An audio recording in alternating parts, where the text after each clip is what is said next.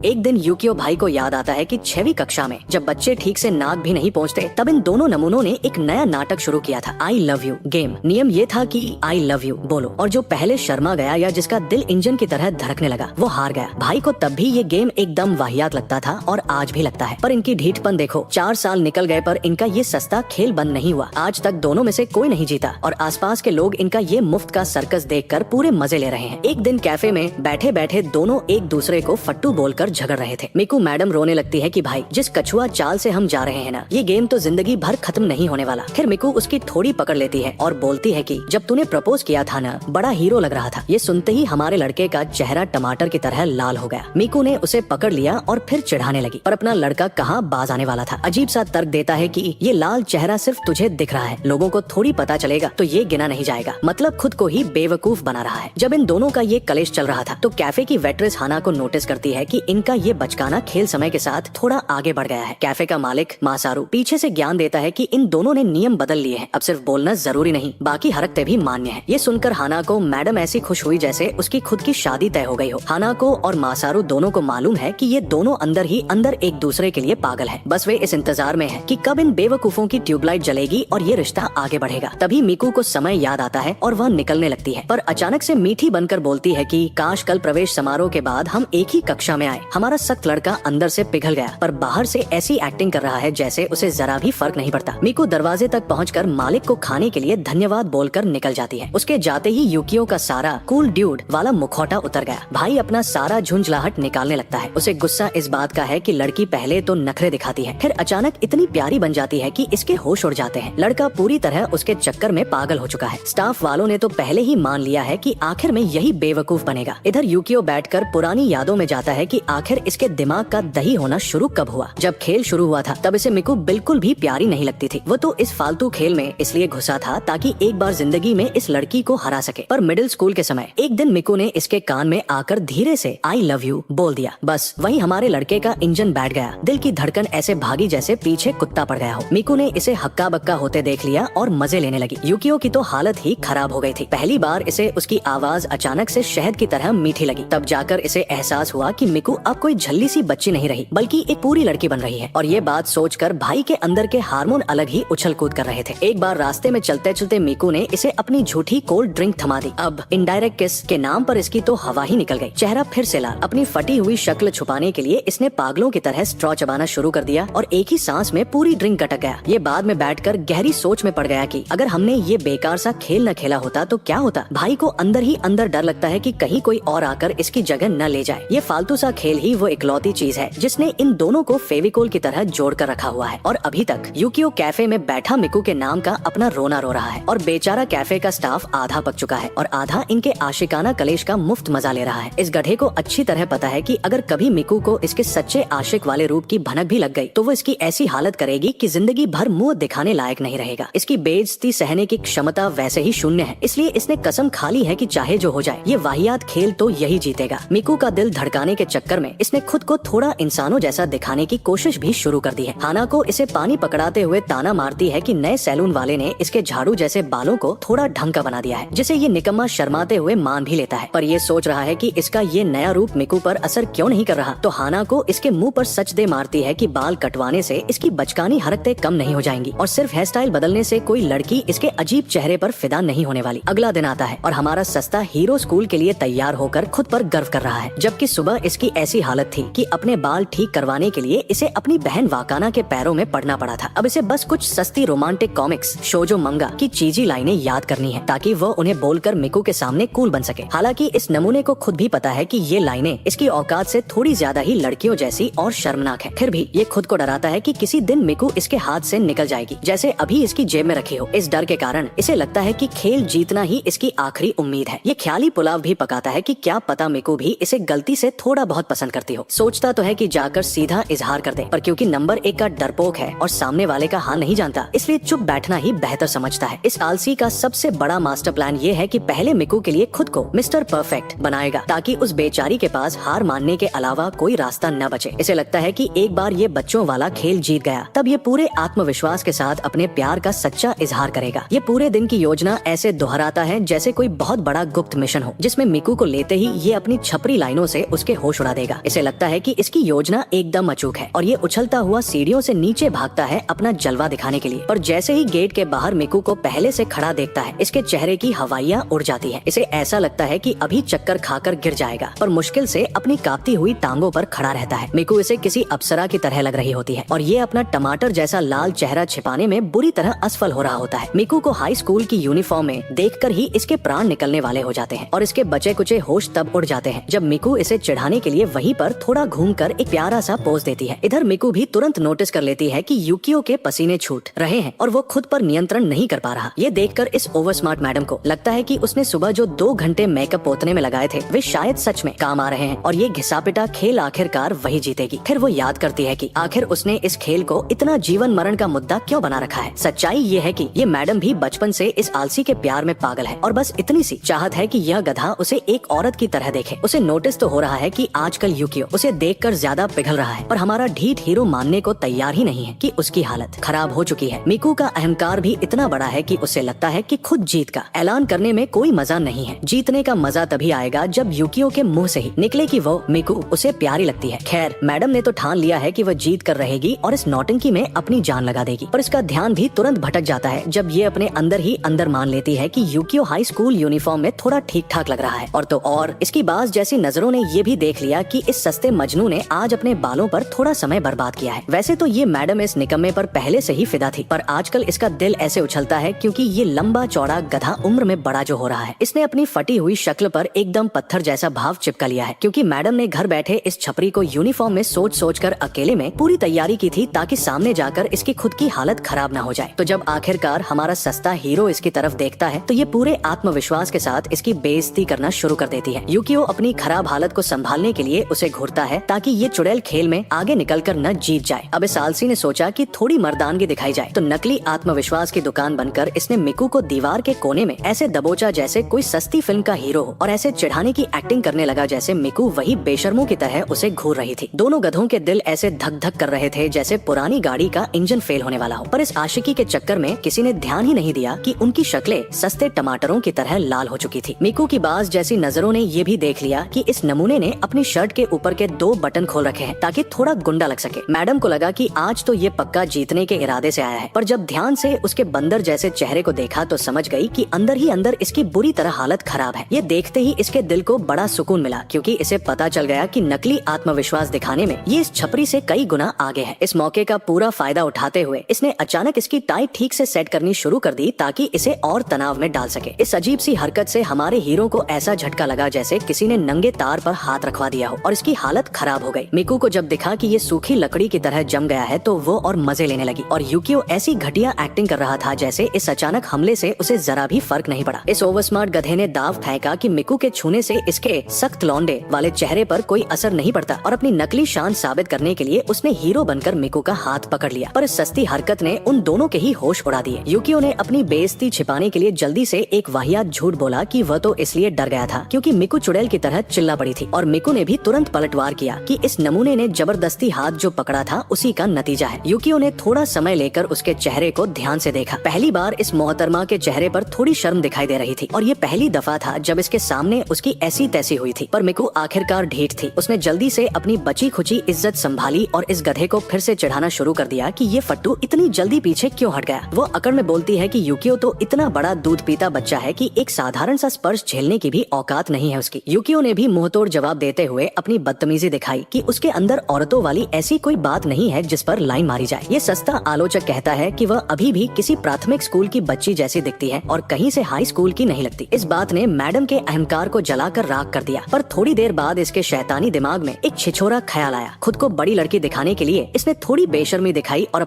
को थोड़ा और ऊपर कर लिया ताकि आफत मचा सके। इधर यूकियो की तबीयत खराब हो गई जैसे ही उसने उसकी टांगे देखी और इस बेचारे को लगा कि ये कमीनी तो अब नियमों की धज्जियां उड़ाए बिना खेल नहीं रही। मिकू बड़े फख्र से अकड़ कर कहती है कि कट ऊपर करके उसने इस थरकी गधे को मजबूर कर दिया है कि वो घूर घूर कर उसे देखे और उसे पूरा यकीन है कि इस निकम्मे का नकली हीरो वाला ड्रामा अब जल्दी ही टूट जाएगा। पर अपनी थरकी हरकतों पर काबू पाने के बाद यूकियो अचानक से उसकी फिक्र करने की जबरदस्त ओवर एक्टिंग करता है। वो बड़े ज्ञानी लोगों की तरह थोड़ा सख्त होकर उसे सलाह देता है कि अपनी औकात में कट ठीक से नीचे करे, वरना दूसरे आवारा लड़के उसे अजीब नजरों से घूरेंगे। मिकू पलटकर बहस करती है कि ऐसा इस आलसी को इसलिए लग रहा है क्योंकि ये खुद ही सस्ती नजरों से उसे घूर रहा था। पर इस सारी नौटंकी और बहस के बावजूद आखिरकार शर्म के मारे वो अच्छे बच्चों की तरह अपनी कट इज्जत के साथ नीचे कर ही लेती है। फिर वो शैतानों जैसी हंसी के साथ तीर छोड़ती है कि इस चिंता का मतलब यही है न कि खेल वह जीत गई, क्योंकि अगर इस गधे की उसे उस कट में देखकर धड़कने तेज न हुई होती तो ये अचानक फिक्र करने का नाटक तो बिल्कुल नहीं करता। युकियो अपनी फटी हुई आवाज में उसे डांटता है और नकली गुस्से में भौंकता है कि उसे जरा भी फर्क नहीं पड़ता, पर उसे पक्का डर है कि बाकी थर की लड़के जरूर उसे घूर घूर कर देखेंगे। मैडम का अहंकार तुरंत आहत हो जाता है और वो कुत्ते बिल्ली की तरह बहस करने लगती है कि उसने साफ देखा था कि इस निकम्मे का बंदर जैसा चेहरा टमाटर बन गया था, जिससे इन गधों की एक और बकवास और गर्म लड़ाई शुरू हो जाती है। इनकी ये भौंक भौंक अचानक तब बंद होती है जब पीछे से वाकाना भूतनी की तरह आ टपकती है और ज्ञान देती है कि अगर अभी स्कूल के लिए दौड़ नहीं लगाई तो देर होने पर इनकी अच्छी खासी खबर ली जाएगी। वाकाना की बात सुनकर इन दोनों ट्यूबलाइटों के दिमाग की बत्ती जलती है और दोनों अपनी औकात भूलकर स्कूल की तरफ पागलों की तरह पूरी रफ्तार से भागना शुरू कर देते हैं। इन दोनों भांड लोगों को दौड़ता देखकर वाकाना दुख भरी सांस लेती है, ये सोचकर कि ये नमूने हाई स्कूल में पहुंच गए, पर इनकी अक्ल अभी भी घुटनों में ही अटकी हुई है, क्योंकि दोनों ने गधों की तरह पूरा रास्ता दौड़ लगाई थी। जल्द ही वे हाफते कांपते उस सकुरा पहाड़ी पर पहुंच जाते हैं जो इनके मनहूस हाई स्कूल की तरफ जाती है। अभी भी इन्हें अपनी किस्मत पर भरोसा नहीं है कि ये समय पर पहुंचेंगे या नहीं, तो हमारा बेअक्ल हीरो अपनी आदत के हिसाब से देर होने का पूरा दोष मिकू की जिद और नखरे वाली हरकतों पर डालने की योजना बनाता है। मिकू कहाँ पीछे रहने वाली थी, वो तुरंत पलटवार करती है कि खुद तो इस घिसेपिटे खेल को इतना गंभीरता से ले रहा है जैसे कोई यूपीएससी या सरकारी नौकरी की प्रतियोगी परीक्षा हो। अपनी बात साबित करने के लिए वो इस सस्ते मजनू की सुबह वाली ओवर एक्टिंग याद दिलाती है, जिसमें इसने दीवार पर हाथ मारकर कबाड़ों वाला जो वाहियात सस्ता ड्रामा किया था कूल बनने के चक्कर में। वो पूरे घमंड में छाती चौड़ी करके बोलती है कि उसे साफ दिख रहा था कि उस समय इसकी हालत खराब थी और अभी लड़ने का एक ही कारण है कि इस फट्टू को अंदर से पता चल चुका है कि इसकी नैया डूब चुकी है और ये खेल हार चुका है। युकियो आगे से भौंकने ही वाला होता है, पर फिर उसे अचानक से दिमाग में थोड़ी अक्ल आती है और वो अपना मुंह बंद रखने का फैसला करता है। इसके बजाय ये निकम्मा अपनी रफ्तार ऐसी कम करता है जैसे इसकी बैटरी खत्म हो गई हो और पूरी तरह रुककर मिकू को 2 कदम आगे निकलने का मौका दे देता है। आखिरकार उस भोली चुड़ैल को समझ आता है कि उसके बगल में कोई नहीं चल रहा, तो वो पागलों की तरह उलझन में पीछे मुड़ती है। वो उसे अजीब नजरों से घूरती है और जैसे ही देखती है कि इस फट्टू ने कैसा पत्थर जैसा गंभीर चेहरा बना रखा है, अचानक से इस आफत का चेहरा शर्म से लाल हो जाता है। फिर युकियो थोड़ा अकड़ में आगे बढ़ता है और उसे नीचा दिखाते हुए वहाँ से निकलता है और बड़े मजे से कहता है कि वो तो बस देखना चाहता था कि इसकी शक्ल चढ़ने के बाद कितनी बुरी लगती है। बस फिर क्या, दोनों वापस गली के कुत्तों की तरह शुरू हो जाते हैं, पर इस बार थोड़ा प्यार से, जैसे किसी ने अभी अभी इन्हें एक दूसरे का खून पीने से बचा लिया हो। एक साथ ये दोनों आलसी अपनी बची खुची इज्जत और सांस लेकर स्कूल की बची हुई सड़क पर दौड़ते रहते हैं। जब आखिरकार ये निकम्मे स्कूल पहुँचते हैं तो सांस संभालते हुए जल्दी से कक्षा आवंटन बोर्ड देखने भागते हैं। दोनों की फटी हुई शक्लों पर अचानक बल्ब जल जाते हैं, जैसे ही इन्हें पता चलता है कि नए साल में भी ये एक ही कक्षा में एक दूसरे का दिमाग खाएंगे। पर क्योंकि दोनों नंबर 1 के नौटंकीबाज हैं, तो अंदर से खुशी से नाचने के बावजूद ऐसी ठंडी एक्टिंग करते हैं जैसे इन्हें जरा भी फर्क नहीं पड़ता। उसी समय दोनों अपने झूठे दिलों से एक दूसरे से चुपचाप वादा करते हैं कि इस साल तो ये खेल जीतकर असली मास्टरमाइंड बनेंगे और इस सस्ते आई लव यू वाले कलेश को हमेशा के लिए दफना देंगे। दोनों ढीठ अंदर ही अंदर खिसियानी बिल्ली की तरह हंस रहे हैं और ख्याली पुलाव पका रहे हैं, जहाँ सामने वाला इनके पैरों में गिरकर प्यार की भीख मांग रहा हो, जबकि ये पूरी तरह अनजान है कि ये दोनों सच में एक दूसरे के प्यार में पागल हैं। थोड़ा फ्लैशबैक में चलते हैं जब मिकू और उसकी मम्मी एक नए मोहल्ले में अपना सामान लेकर रहने आए थे। अपने काम के कारण मिकू की मम्मी को इस बोझ को एक पड़ोसी के घर छोड़ना पड़ा, जो किसी और का नहीं, हमारे इसी गधे युकियो के परिवार का घर था। पहली बार इस रोती हुई बच्ची को देखने के बाद भी युकियो ने उसे घर में आने दिया। जैसे ही उसकी मम्मी वहाँ से गई, इस नए कलेश और बदलाव को देखकर युकियो खुद बच्चों की तरह रोना शुरू कर देता है। अपने आंसू पोंछकर युकियो ने इसका मुंह बंद करने के लिए थोड़ा सस्ता सा खाना बना कर दिया और इसकी इस छोटी सी मेहनत ने इस नकचढ़ी के चेहरे पर थोड़ी मुस्कान ला दी। अब वापस वर्तमान में आओ, जहाँ अंडे का रोल बनाते बनाते मिकू उस मनहूस दिन को याद करके बिना वजह दांत निकाल कर हंस रही है। उनके नए हाई स्कूल में बाकी सब बच्चों ने अपनी औकात के हिसाब से नए दोस्त ढूंढ लिए हैं और खुशी खुशी बकवास कर रहे हैं। दूसरी तरफ हमारा निकम्मा युकियो किसी ढीठ अंतर्मुखी की तरह कोने में पड़ा सड़ रहा है और अपनी अकेली जिंदगी का रोना रो रहा है। मिकू ने उसे पहले ही ज्ञान दे दिया था कि कक्षा के पहले दिन से पहले ही सबने एक ऐप का उपयोग करके अपनी दोस्ती पक्की कर ली है, जबकि इस बेचारे के खाते में दोस्तों का एक भी नाम नहीं आया। मिकू इस कोने में पड़े आलसी आलसी के पास आती है और तुरंत उसके इस बेइज्जती वाले अकेलेपन का मजाक उड़ाती है, क्योंकि इस पुराने जमाने के फट्टू ने अकड़ में आकर इंस्टाग्राम पर खाता खोलने से ही मना कर दिया था। अपनी औकात और गिरी हुई हालत को और जलील करवाने के लिए यूकियो अभी भी अपनी जिद पर अड़ा है कि वो खाता नहीं बनाएगा। ऊपर से मिकू को ज्ञान देता है कि उसे घर में घुसकर सड़ना ज्यादा पसंद है, जैसे कि ये कोई स्वर्ण पदक जीतने वाला काम हो। मिकू भी ताना मारती है कि वाह, इस निकम्मे को अपनी इस बेरोजगारी और निकम्मेपन पर आखिर किस बात का घमंड है। फिर ये चुड़ैल नया नाटक शुरू करती है और बोलती है कि स्कूल में एक दूसरे को उपनाम, लास्ट नेम से बुलाएंगे ताकि लोगों के बीच इनके इस सस्ते रोमांस की कोई अफवाह न उड़े। ये सुनकर इस आलसी के पैरों तले जमीन खिसक जाती है और जब मिकू अभ्यास के लिए उसे उसके उपनाम से बुलाती है तो इस रोते हुए आशिक का दिल ऐसे टूटता है जैसे किसी ने इसकी आखिरी टॉफी छीन ली हो। मिकू अचानक चुड़ैलों की तरह हंसती है और इस रोते हुए बच्चे को चुप कराती है कि वो उसे पहले की तरह यूकियो ही बुलाएगी। जैसे ही उसने वापस इसका नाम पुकारा, इस फट्टू का चेहरा फिर से शर्म से टमाटर हो गया और इससे अपनी फटी हुई शक्ल छिपाई नहीं गई। ये देखते ही मिकू ने इसकी जमकर खिंचाई शुरू कर दी, पर ये ढीठ हीरो अभी भी मानने को तैयार नहीं था कि इसकी हालत खराब हुई है। अपनी नकली मर्दानगी दिखाने के चक्कर में ये निकम्मा उसे चुनौती देता है कि दोबारा उसका नाम ले, पर इस बार उसकी इन निकम्मी आंखों में देखकर बोलना पड़ेगा। ये सुनते ही मिकू की खुद की हालत खराब हो जाती है और उसका नाम लेते समय उसकी आंखें ऐसे इधर उधर घूम रही थी जैसे परीक्षा में नकल करते समय अध्यापक को ढूंढ रही हो। जैसे ही मिकू की फटी, इस कमीने यूकियो ने एक सेकंड नहीं लगाया उसकी इस बेइज्जती का मजा लेने में और जमकर नमक छिड़का। मिकू गुस्से से किसी जनरेटर की तरह कांपने लगती है और याद दिलाती है कि वह सिर्फ इसलिए डर रही है ताकि बाकी लोग इनकी इस सस्ती आशिकी का गलत मतलब न निकालें। पर अचानक इसके शैतानी दिमाग की बत्ती जलती है कि अगर लोगों ने इनके चक्कर के बारे में कुछ गलत सोच भी लिया तो वह तकनीकी रूप से गलत थोड़ी न होगा। आखिर दोनों एक दूसरे के प्यार में पागल जो है। ये सुनकर यूकियो के मोटे दिमाग का फ्यूज उड़ जाता है। ये दोनों तकनीकी रूप से अकेले हैं और अपनी अपनी जिंदगी में पड़े हुए हैं, पर मिकू की बातों से ऐसा लग रहा था जैसे वह इसके गले ही पड़ना चाहती हो। मिकू ने नोटिस किया कि ये गधा उसकी बातों पर किसी शौकिया वैज्ञानिक की तरह गहरी सोच में डूबा है, तो चिढ़ाते हुए पूछती है कि इस फट्टू ने उनके रिश्ते को आखिर क्या समझ रखा था। यूकियो चिढ़कर कुत्ते की तरह भौंकता है कि इनकी औकात सिर्फ बचपन के दोस्तों वाली ही है। तभी पीछे से दो लड़कियां मिकू को आवाज लगाती है और वह इस रोते हुए आशिक को छोड़कर वहां से खिसक लेती है। यूकियो अपनी सड़ी हुई शक्ल वापस डेस्क पर झुकाता है और अकेले में रोता है कि क्या ये नकचड़ी सिर्फ इसकी ऐसी तैसी करने ही उसके पास आई थी। इस निकम्मे को पता भी नहीं चलता कि वे दोनों लड़कियां इसके सिर पर आकर खड़ी हो गई हैं, जब तक मिकू इसकी बेइज्जती करते हुए इसे अपना